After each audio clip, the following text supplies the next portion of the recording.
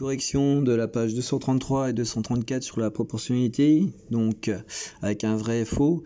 Si Théo met 15 minutes pour aller au collège, s'il marche 2 fois plus vite, il va donc mettre 2 fois moins de temps, pas 2 fois plus de temps. Donc ici c'est faux. Ensuite, un drap met environ 1 heure à sécher. Si on met 2 draps l'un à côté de l'autre, et ben, ils mettront qu'1 heure à sécher tous les deux. Donc voilà pour l'exercice 2. L'exercice 3, nous avons donc des places de cinéma qui coûtent 27 €. Donc une place de cinéma coûte 9 €. Alors, vrai ou faux? Vrai si c'est 3 places identiques. Faux si par exemple on a 2 adultes et un enfant où le total ne pourra pas nous permettre de déterminer la place unique. Ensuite, donc, la grande aiguille d'une horloge fait un tour complet en 60 minutes, donc en 240 minutes, elle fait 4 tours complets. On est tous d'accord que ici c'est exact. Si 5 gâteaux coûtent 12 €, 25 gâteaux, donc 5 fois plus de gâteaux, ça va pas faire 20 €, d'accord? Ça fera 5 fois 12, donc 60 €. Affranchir un colis à 3 kg coûte 10,80 €. Un colis de 5 kg coûte 12,80 €. On voit clairement que c'est pas proportionnel.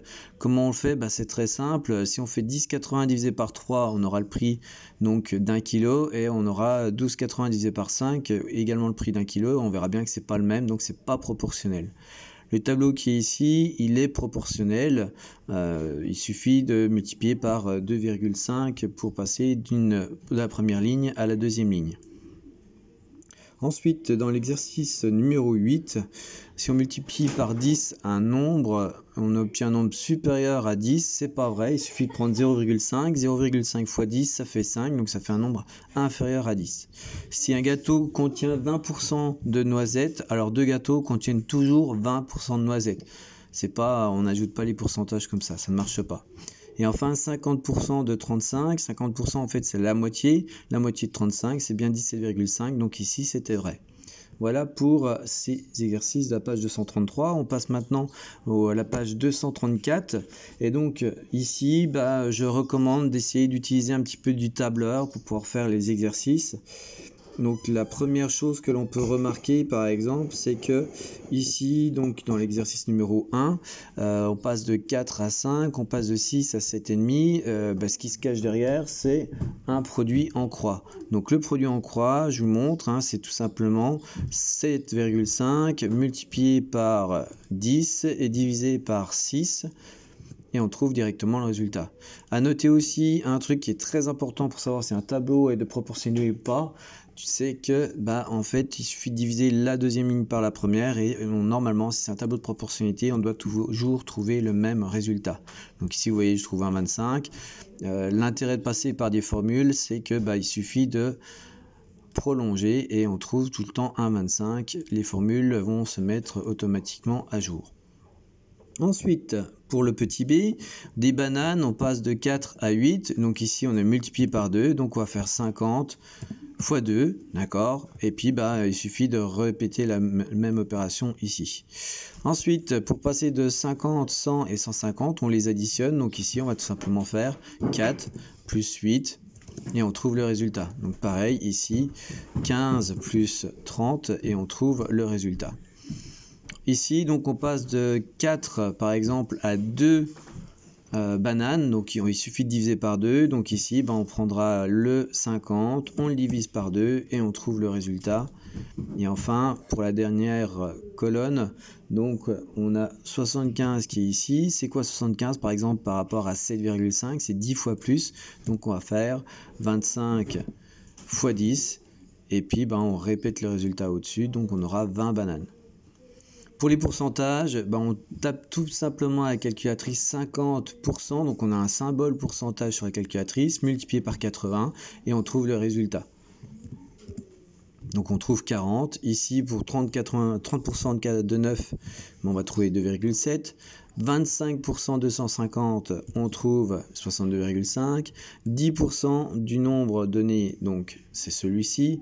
Et enfin, pour les deux derniers calculs, on fait toujours la même chose. Et voici les résultats pour cet exercice numéro 2. On passe maintenant à l'exercice numéro 3. Donc on a des euros, on passe à 32, on a 35, 16. En fait, deux possibilités de le faire. Soit on fait le produit en croix, 35 fois 16 divisé par 32. Ou alors on se dit, mais 16 c'est quoi par rapport à 32? C'est tout simplement la moitié. Donc on va prendre tout simplement 35, la moitié, et on trouve le résultat. Et enfin, 16 pour passer à 48, on multiplie par 3, donc on peut également faire 17,5 multiplié par 3 pour trouver le résultat. On peut aussi faire un produit en croix, ça marche tout aussi bien. Pour les pièces de 10 centimes, donc là on va essayer de calculer avec le produit en croix. Donc on va faire 12 multiplié par 5 divisé par 4, on trouve le résultat. Et enfin, là on peut faire 15 fois 9 divisé par 5, pareil. Ou alors tout simplement se dire, mais au fait, 4 plus 5, c'est égal à 9. Donc on va faire 12 plus 15 et on va trouver donc évidemment 27. Pour le kilo d'orange et pour les euros, donc là on fait un petit produit en croix, donc on va tout simplement faire le 3 multiplié par le 15 et on divise par 4. Bien, exercice suivant, donc là cette fois-ci on va attaquer la recette, on passe de 8 personnes à 2 personnes en divisant par 4, donc on va prendre le 500 et on divise par 4 pour trouver le résultat. Ensuite, pour passer de 8, 2 personnes à 10 personnes, il suffit d'additionner donc 500 pour 8, 125 pour 2 et on trouve le résultat. L'intérêt d'utiliser un tableur, c'est que en fait on a une formule qui est introduite par un égal, et une fois qu'on a bien programmé tout ça, on sélectionne les deux premières et on a directement tous les résultats. Enfin, pour terminer, donc l'exercice numéro 5, donc on a un timbre qui coûte 0,68, donc deux timbres, on va tout simplement faire 2 fois 0,68 pour trouver le résultat. L'intérêt, c'est que cette fois-ci, on va pouvoir étirer notre formule et trouver donc tous les résultats. Donc 1,36, 2,04, 2,72, 3,4, 4,08 et 4,76. Et enfin, pour le graphique, quand on trace le graphique, donc on obtient tout simplement à l'utilisation du tableur un graphique qui doit ressembler à peu près à ceci. Alors, nous, ce qui nous intéresse évidemment, c'est le nombre, c'est le prix. Donc celle-là, on la supprime et on voit que tous les points doivent être alignés sur votre graphique. Donc on a un timbre 0,68, deux timbres, donc on était à 1,44, etc. Donc tous les points doivent être alignés. Puis si on prolonge, on verra que c'est aligné avec l'origine. On en reparlera lors du cours. Merci.